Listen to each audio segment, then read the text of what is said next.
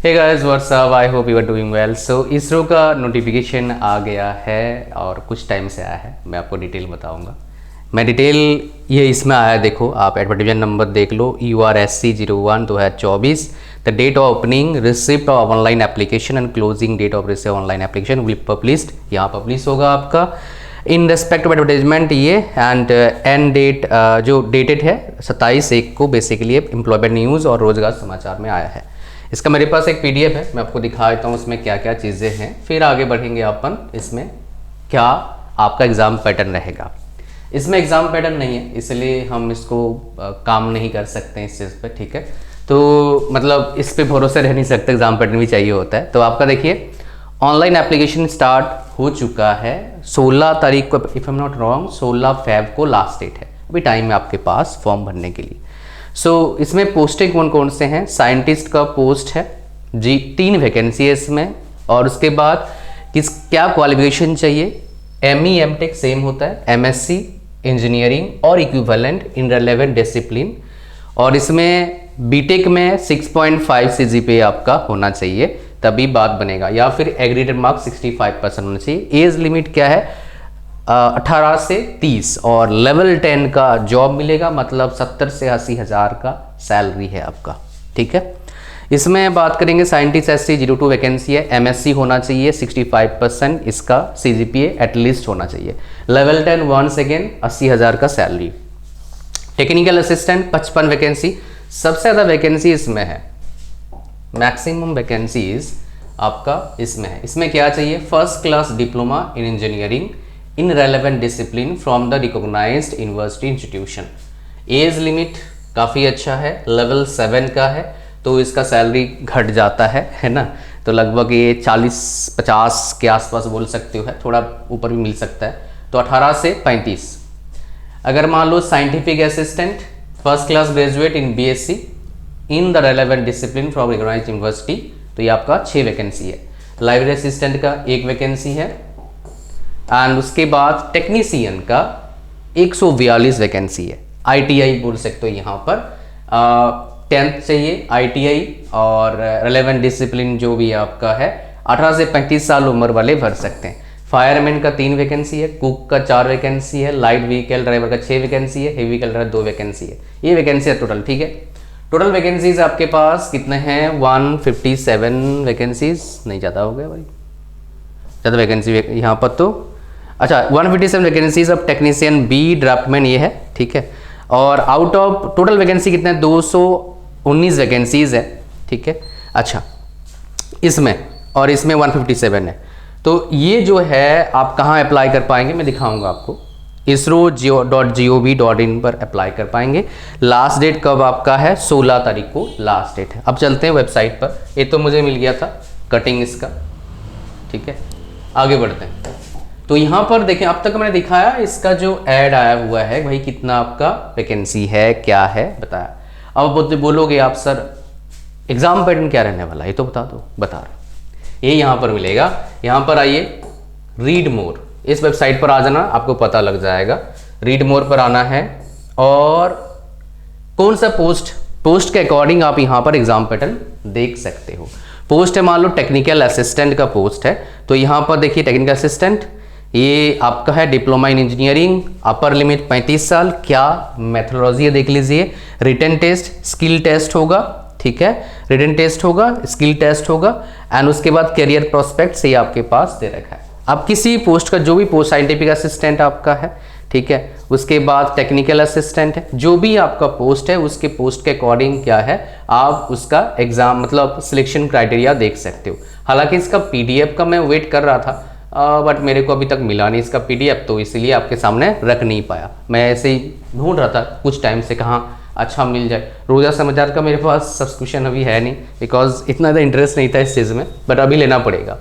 अच्छा, आप जितने भी डिप्लोमा वाले स्टूडेंट्स हैं उनको क्या करना चाहिए? अगर आप एलिजिबल हैं तो भाई आप प्रिपरेशन स्टार्ट करो।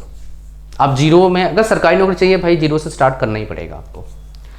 और टेस्ट सीरीज जरूर बाय करिए, ये सब जगह काम आ जाएगा। डिप्लोमा के बेस के जितने भी जॉब्स हैं, SSC JEE में काम आ जाएगा, RRB JEE में लगभग काम, थोड़ा RRB JEE का अलग से लॉन्च करेंगे बट वहाँ काम आ सकता है।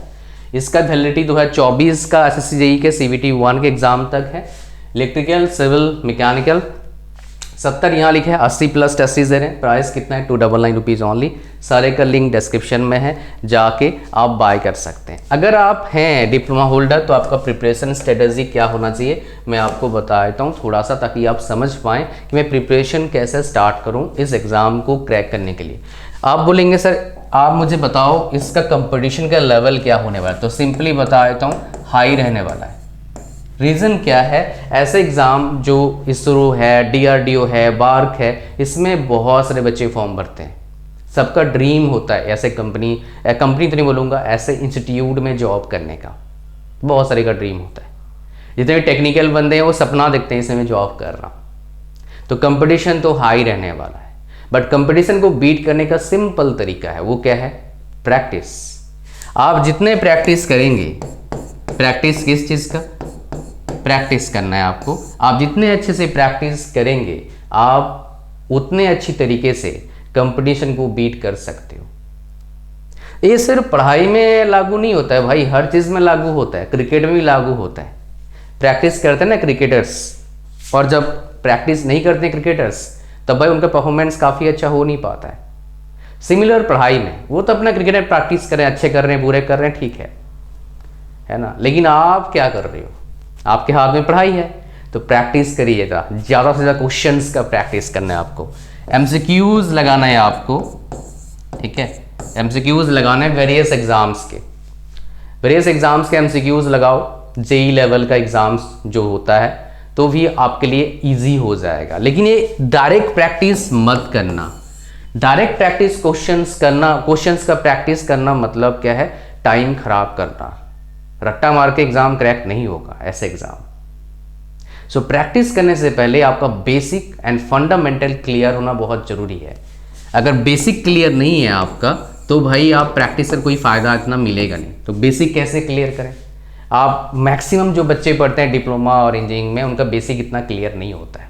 कई रीज़न होता है, उस पर नहीं जाएंगे, वो आपको पता है, मुझे पता है।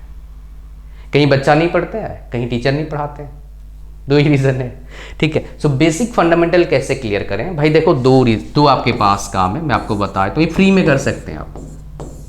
पहला स्टेप क्या है, किताब आपके पास होना चाहिए, स्टैंडर्ड किताब बाय कर लीजिए मार्केट से, सस्ता पन PDF डाउनलोड मत करना भाई, नहीं होगा कुछ भी, किताब बाय करो।